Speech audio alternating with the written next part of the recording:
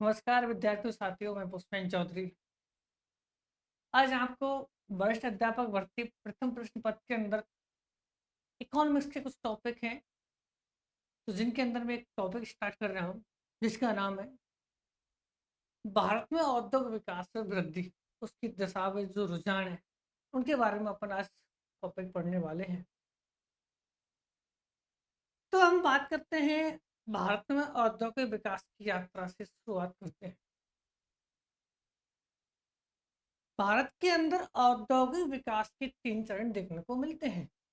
पहला चरण है 1965 तक का, आजादी से लेकर 1965 तक का। दूसरा जो चरण है 1965 से 1980 तक का, और तीसरा जो चरण है 1980 से अब तक का। 3 चरणों के अंदर भारत में औद्योगिक विकास की स्थापना या औद्योगिक विकास का जो आधारशिला उसको रखा गया है। लेकिन हम कुछ चीजों को इतिहास से जोड़ के चलते हैं, क्योंकि कुछ चीजें पहले से ही भारत के अंदर स्थापित की गई। अब बात करते हैं अपन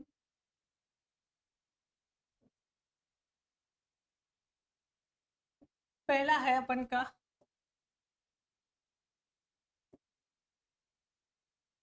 1 अप्रैल 1935 की बात करते हैं। पहले 1 अप्रैल 1935, 1 अप्रैल 1935 को आरबीआई की स्थापना हुई थी। आरबीआई का मतलब रिजर्व बैंक ऑफ इंडिया, भारतीय रिजर्व बैंक। ये आरबीआई एक्ट 1934 के तहत हुई थी। और उस समय जो पहला मुख्यालय है आरबीआई का मुख्यालय होने गया था कलकत्ता। आरबीआई एक्ट 1934 के तहत आरबीआई की स्थापना 1 अप्रैल 1935 को हुई और उसका मुख्यालय कलकत्ता के अंदर बनाया गया था, जिसे 1937 में प्रतिस्थापित करके मुंबई बना दिया गया। तो भारत में कागजी मुद्रा से संबंधित जो कार्य है वो आरबीआई को समर्पित है। तो भारत में कागजी मुद्रा एवं मुद्रा संचालन से संबंधित जो कार्य है वो कौन करेगा? वो है RBI, reserve bank of India, जिसका मुख्यालय कहाँ है? वर्तमान में मुंबई है। पहली आधारशिला हमारी भारत के अंदर औद्योगिक विकास की यहीं से शुरू होती है, क्योंकि बिना पैसे की कुछ भी इस देश में या संसार में कुछ भी संभव नहीं है। तो पहली आधारशिला हमने 1935 में रख दी है। इसके बाद हम बात करते हैं, हमारा देश आज़ाद हो गया 15 अगस्त 1947 को, और संविधान बन गया 26 जनवरी को हमारा लागू हो गया था 1950 में। इसके बाद हम बात करते हैं दूसरा जो पॉइंट है,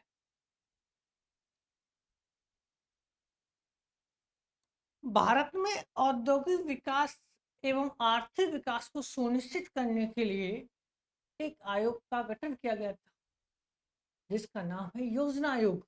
लेकिन वर्तमान में नाम चेंज, वर्तमान में उसका नाम है नीति आयोग।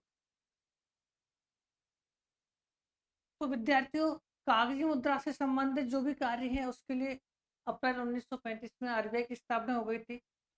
लेकिन औद्योगिक विकास व आर्थिक विकास की को एक सुनिश्चित राह प्रदान करने के लिए भारत के अंदर क्या स्थापित हो गया था? योजना आयोग। 15 मार्च 1950 को, 15 मार्च 1950 को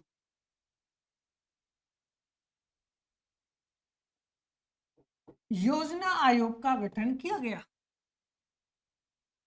योजना आयोग।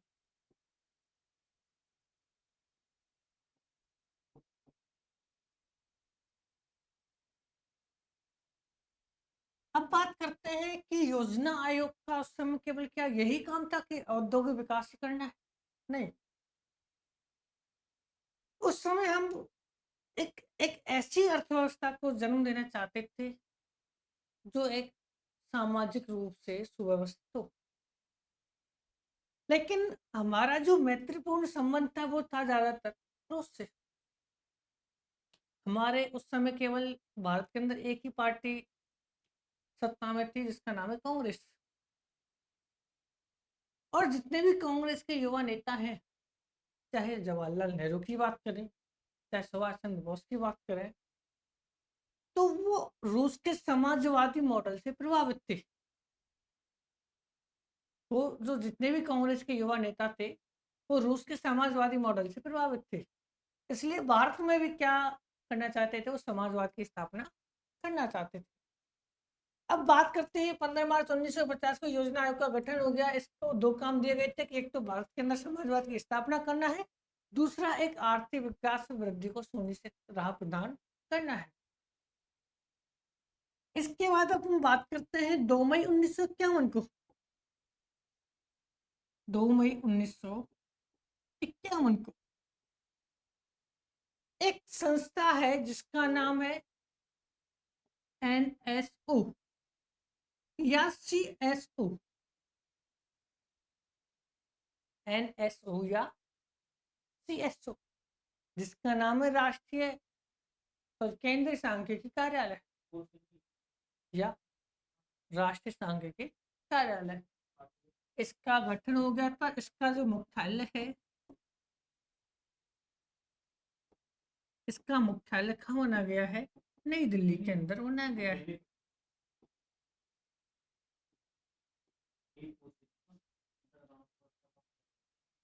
इसका काम है भारत में राष्ट्रीय आय से संबंधित जो भी आंकड़े हैं, मापन है, उनसे संबंधित कार्य करना है।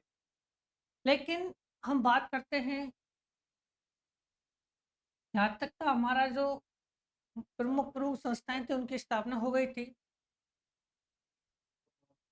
और फरवरी 1950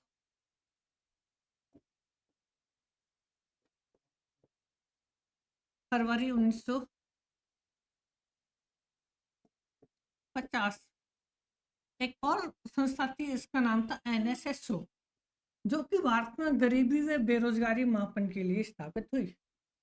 गरीबी व बेरोजगारी से संबंधित मापन व निवारण से संबंधित थी। अब देखो वापस आते हैं, भारत में मुद्रा का संचालन करने के लिए आरबीआई की स्थापना हो गई।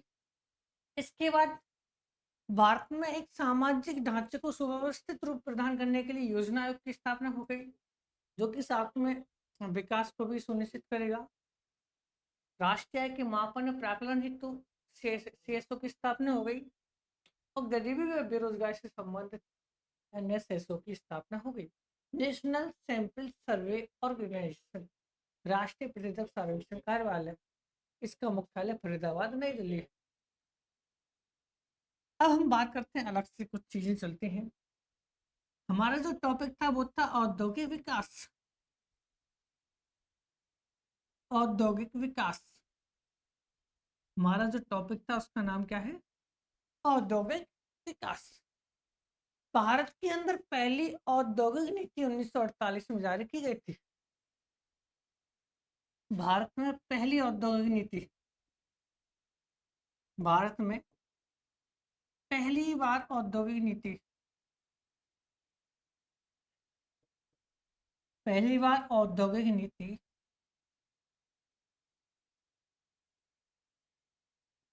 1948 में जारी की गई।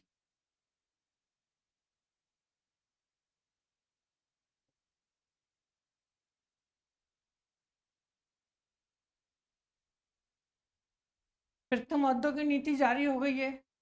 अब यहाँ से हम एक सुव्यवस्थित तरीके से बात करते हैं औद्योगिक विकास की। औद्योगिक विकास के चरण, औद्योगिक विकास के चरण, औद्योगिक विकास के चरण। तो औद्योगिक विकास के चरण है 3। पहला है 1951 से 1965 तक। दूसरा है 1965 से 1980 तक। तीसरा है 1980 से अब तक, मतलब हमारा अभी वर्ष चल रहा है 2026। यहाँ तक हम बात करने वाले। अब हम केवल प्रथम चरण की बात करेंगे। प्रथम चरण की हम बात करते हैं। प्रथम चरण में अपन का शुरू हुआ है 1951 से 65 तक। अब साथ में आपने एक नाम सुना हो, पंचवर्षीय योजना। तो योजना आयोग को उस समय काम दिया गया था कि आप क्या करोगे, भारत के विकास को सुव्यवस्थित तरीके से बनाए रखने के लिए आगामी योजनाएं तैयार करोगे, जिनको नाम दिया गया था पंचवर्षीय योजना। मतलब आगामी 5 साल के लिए हमने क्या है, पहले से ही योजना तैयार कर लेते थे कि हमें आगामी 5 वर्ष के अंदर क्या चीज करनी है। अब बात करते हैं हम पहली पंचवर्षीय योजना।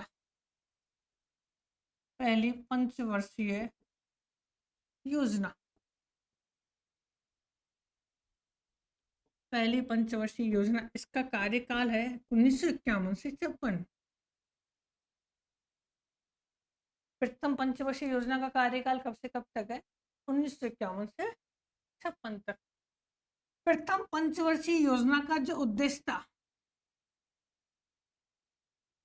भारत में कृषि तथा सिंचाई को बढ़ावा देना। भारत में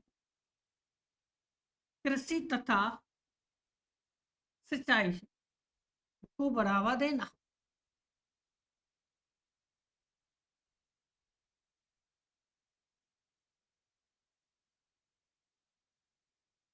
कृषि तथा सिंचाई साधनों का विकास करना इसका मूल उद्देश्य हो गया। अब देखो एग्जाम के अंदर 3-4 चीजें पूछता है। एक तो ये पूछता है कि प्रथम पंचवर्षीय योजना के अंदर किस मॉडल का उपयोग किया गया था। दूसरा, उसके अंदर जीडीपी का कितना लक्ष्य रखा गया था। अब इसकी बात करते हैं, मॉडल कौन सा अपनाया गया था इसके अंदर। तो मॉडल का नाम है Herald Domar model. Herald Domar model. उद्देश्य भारत में कृषि तथा सिंचाई को बढ़ावा देना है। मॉडल यूज किया गया है हेराल्ड डोमर मॉडल। तीसरी हम एक चीज बात करते हैं, इसके अंदर जीडीपी का लक्ष्य रखा गया था। जीडीपी का लक्ष्य था 2.2%, लेकिन प्राप्त हुआ 4.5%। लेकिन प्राप्त हुआ 4.5%। यहाँ तक 1956 का जो दौर है प्रथम पंचवर्षीय योजना का, यहाँ तक हमने बात कर ली है। अब दूसरी पंचवर्षीय योजना है 1956 से 1961। लेकिन विद्यार्थियों को ध्यान देना है कि उस समय दूसरी औद्योगिक नीति भी जारी की गई थी। दूसरी औद्योगिक नीति के अंदर हमने उसका एक नाम जानते हैं, औद्योगिक समाधान की नीति। मतलब औद्योगिक समाधान की नीति क्यों कहते हैं उसको, क्योंकि उस समय हम क्या है, औद्योगिक विकास को बढ़ावा दे रहे थे और जो भी हमारे रोजगार से संबंधित जो पिछड़ापन था उसका समाधान उनके अंदर हम कहीं ना कहीं कर रहे थे। इसलिए उसे क्या नाम दिया गया था, औद्योगिक समाधान की नीति, जो कि दूसरी पंचवर्षीय योजना के शुभारंभ के समय जारी की गई थी।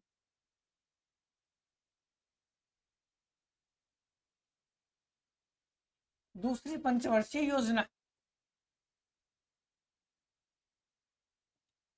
दूसरी पंचवर्षीय योजना,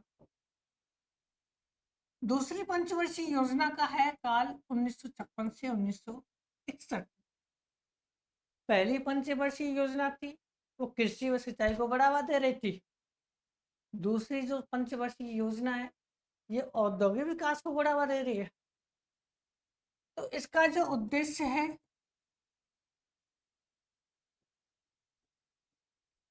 इसका उद्देश्य है भारत में औद्योगिक विकास की को बढ़ावा देना। भारत में औद्योगिक विकास को बढ़ावा देना। भारत में औद्योगिक विकास को बढ़ावा देना।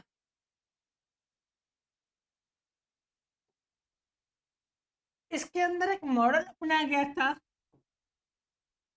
मॉडल का नाम है प्रशांत चंद्र महालिनोविस मॉडल। प्रशांत चंद्र महालिनोविस मॉडल। प्रशांत चंद्र महालिनोविस मॉडल क्या बताता है? ये बताता है कि अगर आपको औद्योगिक विकास करना है किसी भी देश के अंदर, तो औद्योगिक विकास करने वाली संस्था या व्यक्ति को आप आर्थिक सहायता प्रदान करो, या तो आप सब्सिडी के माध्यम से करो या उस व्यक्ति को ऋण प्रदान करके उसको बढ़ावा दो, ताकि उस क्षेत्र के अंदर या उस अर्थव्यवस्था के अंदर औद्योगिक विकास को बढ़ावा दिया जा सके।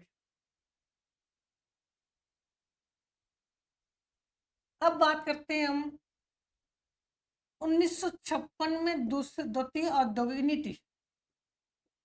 द्वितीय औद्योगिक नीति। द्वितीय औद्योगिक नीति, जिसका दूसरा नाम भी है औद्योगिक समाधान की नीति। औद्योगिक समाधान की नीति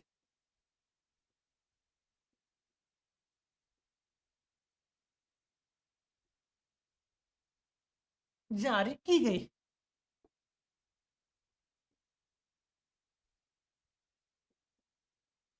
औद्योगिक समाधान की नीति 1956 में जारी की गई है, जिसका नाम है दूसरी औद्योगिक नीति।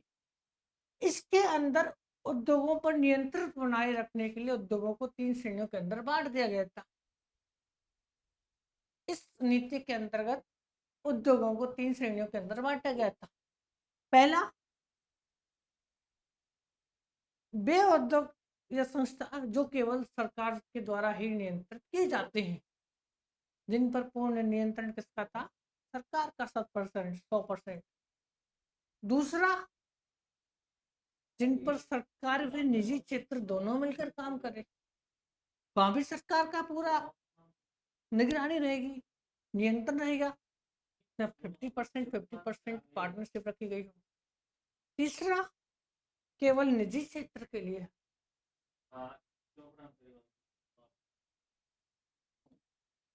तो इसके अंतर्गत उद्योगों को 3 श्रेणियों में बांटा गया। उद्योगों को 3 श्रेणियों में बांटा गया। 3 श्रेणियों में बांटा गया, और वो भी केवल स्वामित्व अधिकारत्व के आधार पर बात करते हैं। तो पहली अपन बात करते हैं पूर्ण रूपेण सरकारी नियंत्रण। पूर्ण रूपेण सरकारी नियंत्रण मतलब हम बात करते हैं केवल सरकारी संस्थान, सरकारी संस्थान उद्योग। दूसरा हम बात करते हैं सरकार प्लस निजी क्षेत्र, मतलब यहाँ दोनों ही क्षेत्र मिलकर काम करते हैं। तीसरा हम बात करते हैं केवल निजी क्षेत्र। निजी क्षेत्र। अब हमने दूसरी औद्योगिक नीति के अंदर उद्योगों को 3 श्रेणियों में बांटा है। पहला, 100% जिन पर जो सरकार का नियंत्रण संचालन है। दूसरा, जहाँ सरकार और निजी क्षेत्र दोनों मिलकर काम कर रहे हैं। तीसरा, केवल निजी क्षेत्र के लिए उसको नियंत्रण रखा गया, लेकिन नियंत्रण में दिया ही नहीं गया था। अब कोई व्यक्ति नया रोजगार खोलना चाहता है उस समय 1956 की नीति के अनुसार, तो नए उद्योग की स्थापना के लिए उसे भारत सरकार से अनुमति लेनी पड़ेगी। जो तीसरा क्षेत्र की हम बात करें निजी क्षेत्र के अंतर्गत, इसका एक और सुप्रसिद्ध नाम है लाइसेंस राज। मतलब उस समय दूसरी औद्योगिक नीति के अंतर्गत क्या है, लाइसेंस प्रणाली आ गई थी। वो केवल किस क्षेत्र के लिए आई थी? निजी क्षेत्र के लिए। और निजी क्षेत्र में किसी व्यक्ति को अगर निजी संस्थान खोलना है तो उसे पहले भारत सरकार से अनुमति लेनी पड़ेगी। पहली शर्त ये रख दी गई है। दूसरी शर्त रखी गई है कि किसी भी निजी संस्थान या उद्योग के अंदर उत्पादन बढ़ाना है या घटाना है, इसकी भी अनुमति आपको भारत सरकार से लेनी पड़ेगी। आप अपनी मर्जी से उत्पाद को घटा और बढ़ा नहीं सकते। तीसरा, इसके अंदर जो शर्त रखी गई है, केवल पिछड़े क्षेत्रों में जो लाइसेंस से संबंधित जो नियम है उनमें कुछ शिथिलता दी गई है। तो यहाँ भी सरकार का पूर्ण नियंत्रण है, यहाँ भी सरकार का नियंत्रण हो गया दूसरे क्षेत्र के अंतर्गत। और तीसरा जो क्षेत्र है निजी क्षेत्र, यहाँ भी सरकार ने लाइसेंस के माध्यम से पूर्ण नियंत्रण बनाए रखा है।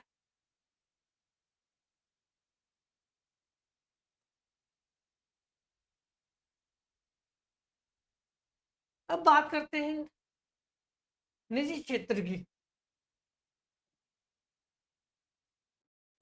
निजी क्षेत्र की, तो निजी क्षेत्र के अंदर हम बात करते हैं तो पहली शर्त क्या रखी गई है कि नया उद्योग स्थापित करने के लिए भारत सरकार से अनुमति लेनी पड़ेगी। नया उद्योग स्थापित करने के लिए, नया उद्योग स्थापित करने के लिए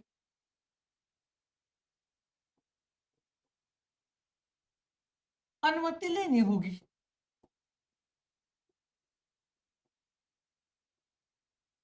अनुमति लेनी होगी। दूसरा, निजी उद्योगों में, निजी उद्योगों में उत्पादन बढ़ाने व घटाने की भी अनुमति सरकार से लेनी होगी।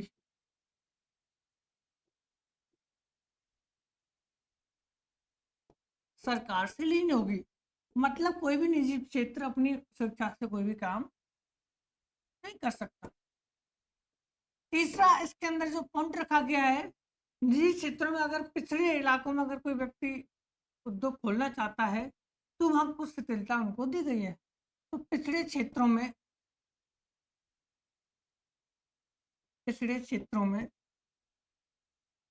लाइसेंस के सिद्धांत, लाइसेंस प्रणाली में शिथिलता दी गई है। लाइसेंस प्रणाली में शिथिलता दी गई है।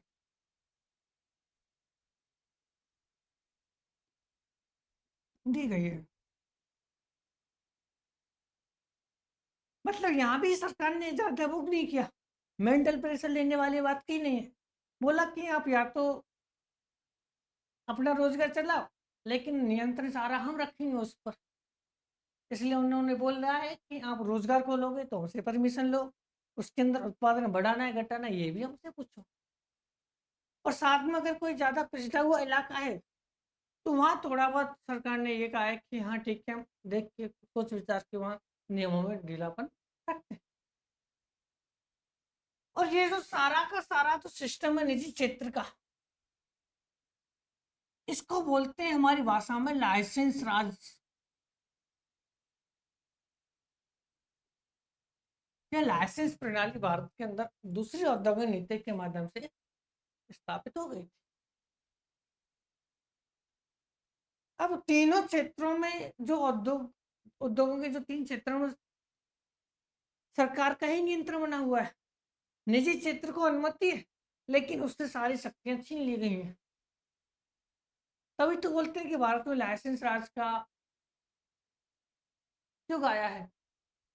अब हमारा जो वापस चलते हैं दूसरी पंचवर्षीय योजना के अंदर, दूसरी औद्योगिक नीति आई थी 1956 में, जिससे हम औद्योगिक समाधान की नीति बोलते हैं। औद्योगिक समाधान की नीति इसलिए बोलते हैं क्योंकि उस समय जो हमारी भारतीय अर्थव्यवस्था थी उसके अंदर हम उद्योगों को विकास करने की राह पर थे। लेकिन हुआ ऐसा उस समय के लिए, लेकिन स्थिति वापस से भारी पड़ गई। प्रथम पंचवर्षीय योजना के समय जो औद्योगिक विकास की जो दर थी वो 5.7% रही, लेकिन वही दूसरी पंचवर्षीय योजना के समय जो औद्योगिक विकास की जो दर है वो 7.2% हो गई। लेकिन तीसरी पंचवर्षीय योजना के प्रारंभ के समय अब हम बात करते हैं तो औद्योगिक विकास की जो दर है वो 9% तक हो गई। लेकिन 1976 के आते आते औद्योगिक विकास की दर 4.1% और वापस आके लुढ़क गई। मतलब एक साथ 50% से ज्यादा औद्योगिक विकास की दर का वापस गिरना तो कहीं ना कहीं औद्योगिक विकास के खतरे का संकेत था।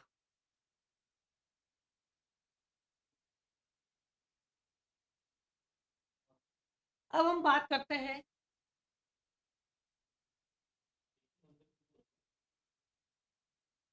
हमारा दूसरी पंचवर्षीय योजना का जो है वो हो जाता है पूरा एरा। आपको ये चीज रखनी है कि जो प्रथम पंचवर्षीय योजना है इस समय औद्योगिक विकास की जो दर है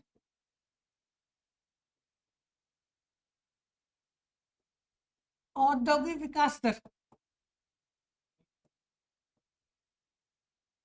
औद्योगिक विकास दर वो कितनी रही है 5.7%। जबकि दूसरी पंचवर्षीय योजना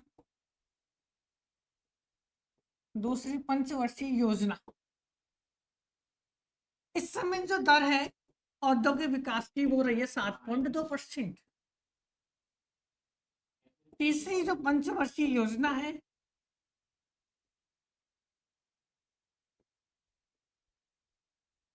तीसरी पंचवर्षीय योजना जो कि कब से कब तक है 1961 से और 66 तक।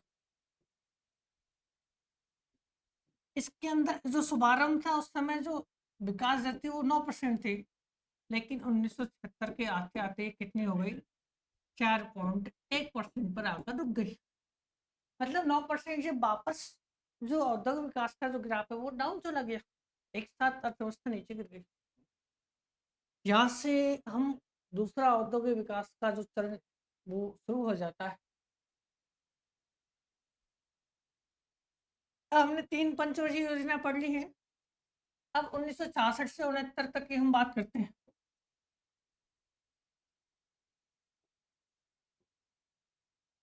1966 से 69 तक तो यह सबसे एक अच्छी चीज होती है और बुरी भी होती है। पहली बुरी चीज ये है कि उस समय भारत में रुपए का अवमूल्यन किया गया था। भारत में रुपए का अवमूल्यन किया गया था।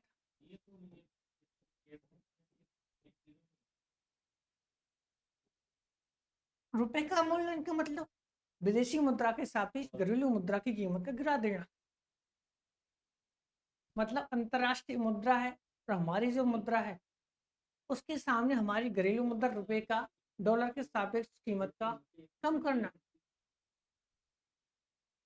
ये क्या कहलाता है रुपए का मूल्यांकन करता है। दूसरी समय जो सबसे अच्छी पॉजिटिव जो चीज हुई थी वो थी 1966-67 में हरित क्रांति। हरित क्रांति शुरू की गई थी और वो की गई थी एम एस स्वामीनाथन ने। एम एस स्वामीनाथन ने। तीसरी हम बात करते हैं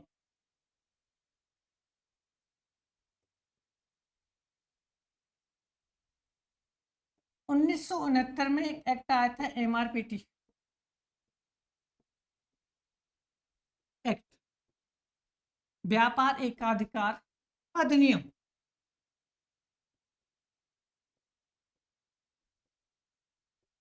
अधिनियम ये चीजें चली थी। अब हम आते हैं दूसरा चरण। अब हम आते हैं दूसरा चरण। दूसरा चरण है वो है 1965 से 80 तक। अब यहाँ से कहानियां उल्टी होती हैं।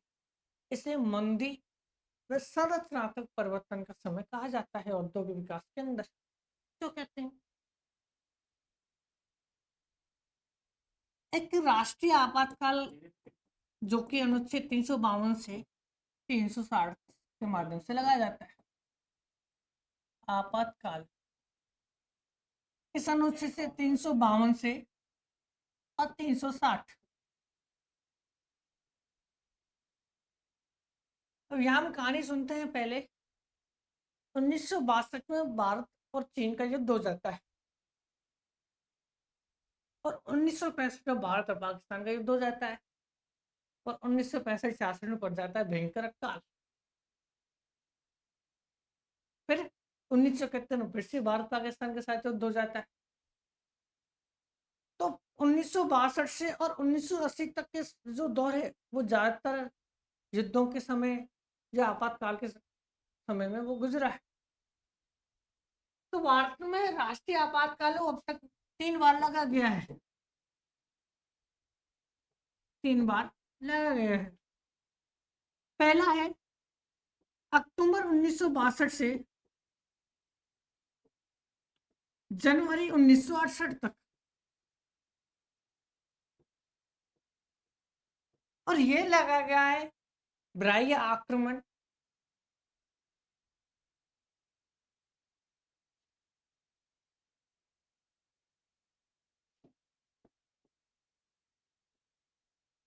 आक्रमण या युद्ध की स्थिति के चलते। दूसरा है 3 से 17 दिसंबर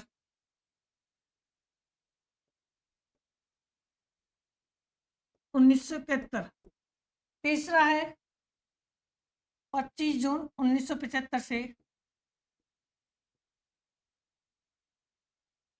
21 मार्च 1977 तक। ये भी लगा गया है भारत पाकिस्तान का युद्ध हुआ था उस समय लगाया गया था। ये राजनीतिक अस्थिरता, राजनीतिक अस्थिरता व आंतरिक अशांति, आंतरिक अशांति।